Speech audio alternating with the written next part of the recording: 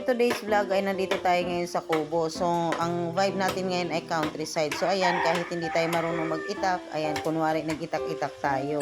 Para ma-feel talaga natin na nasa bukid tayo. So, ayan guys, nagpuputol kami ng kahoy ni Maring Levy kasi gagawin namin yung panggatong. Inabutan na tayo ng ulan dito guys, kaya ayan, basa na kaming dalawa ni Maring Levy. Pero sabi nga, for the sake of the vlog, so ayan, tuloy pa rin kami ni Maring Levy kahit basang-basa na kami sa ulan. Ayan, no, tingnan nyo guys, parang hindi naman yata tumatama yung itak sa kahoy kasi parang hindi naman lang nasugatan yung kahoy guys.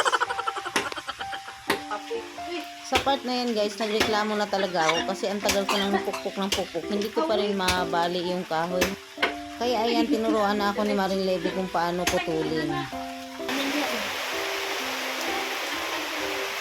Pagkatapos namin magputol ng panggatong guys, ayan, nag-prepare na kami ng aming kakainin dito sa kubo. At sakto naman na dumating yung aking bayaw na si Yuyo William, kaya ayan, tinulungan niya kaming mag-prepare ng aming kakainin. At dahil adik sa kape ang Jollibee, kaya ayan, nag-initan kami ng tubig para sa aming kape.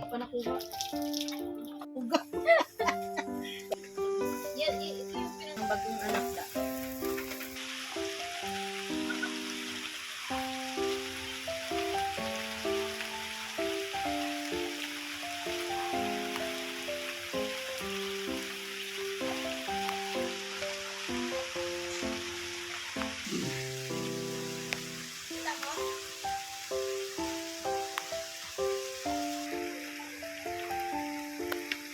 Ayan guys, tumila na yung ulan at tapos na rin kami mag-ihaw ng liempo. Kaya hanggang dito na lang muna ang aming video at kami kakain na. Thank you for watching. Follow for more.